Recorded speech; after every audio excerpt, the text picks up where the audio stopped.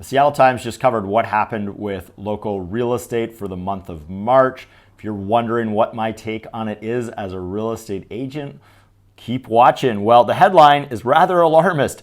King County home prices plunged 10% as the Northwest housing market shifts. Yes, home prices are down year over year, but home prices were crazy in 2022. Home prices are actually up month over month. They're up from the beginning of the year. I think that is the more interesting and noteworthy thing for buyers. To see our information on this for Seattle single family homes, check out the video we just put out, linked to above. But let's dig into this article by the Seattle Times. So they're talking about single family home in King County sold for $840 in March, down 10% from a year earlier. Yes, that's true for the city of Seattle. It's down 11% year over year. And yes, the east side is down a lot. But pricing on the east side got kind of crazy last year. And they're totally right that this has to do with interest rates.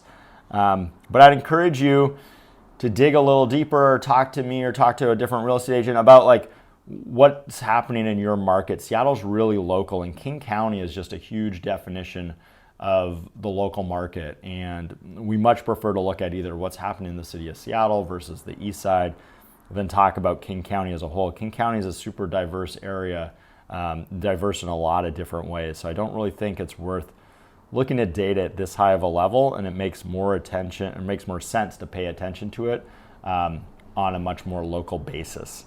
Here's a quote from a local real estate agent talking about how homes priced between $1.5 to $2 million are flying off the shelves. I think that's mostly true. Here's an example of a home that we had clients offer on today, listed at $1 million, and ended up with 9 offers on it and probably went for more than 20% over asking.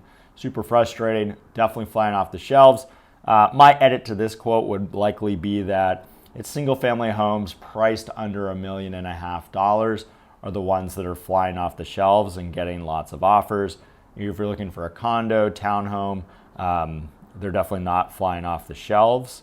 Some talk here about tech layoffs impacting confidence of tech buyers.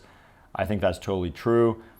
We've seen a big pullback from our own clients who are tech, and most of our clients who are actively buying right now, they're not in tech. There's a variety of other occupations, and they're the ones buying homes right now, whereas last year is primarily tech buyers who were going after homes in a big way. Here's a quote from somebody looking in the Othello neighborhood and saying he encountered calmer market conditions when he bought a nearby townhouse in February. I think that's definitely true. Like if you're looking for a townhome, there's a lot of townhomes on the market, both new and older ones. And certainly you should be able to negotiate a lower price or a closing cost credit, which would buy down your rate, certainly on a new townhome. So the townhomes are a great segment of the market to look at if you don't want to deal with a multiple offer situation. Now the article is talking about the condo market. We're seeing one thing for King County, another for Seattle. Check out our video for Seattle. I would just caution that the Seattle condo pricing, there hasn't been that many condo sales over the last handful of months, probably 3 to 6 months. And so the median sales price is just super volatile as a result of not too many buyers buying condos at the moment. So it's harder to read into a trend on condo pricing right now. There's some quotes here from another agent, Javila, worked with Javila a lot, talking about how clients aren't necessarily looking to be close to jobs, but are thinking about condos more from just the urban amenities that condos offer. I think that's totally true, but I also think like with the return to office here, people getting back in the office 3 or more days a week, that people are realizing they don't want to commute again and they want to be close to work. And we are seeing an increased interest in condos both in Seattle and on the east side in Bellevue. So condos have been pretty depressed as a result of COVID and everything going on there. And I expect that interest in condos is going to increase over time, which will be a good thing for current condo owners. And as a condo buyer, you probably want to act a little bit sooner rather than a little bit later. But certainly you don't have the same urgency that we're seeing with the single family home market right now.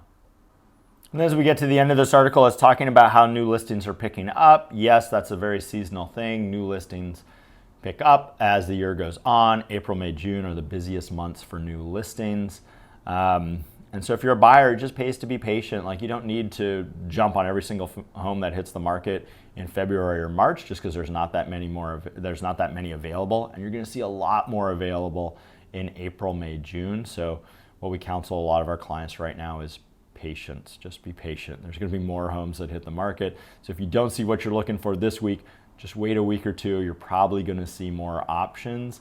But certainly compared to years past, we're not seeing as many homes hit the market as we have in years past, and that's likely because there's a bunch of sellers who have really low interest rates and they don't want to sell and give up their low interest rate. So they're either going to stick it out in the home, maybe remodel it, or they're going to rent it out and buy a different home instead.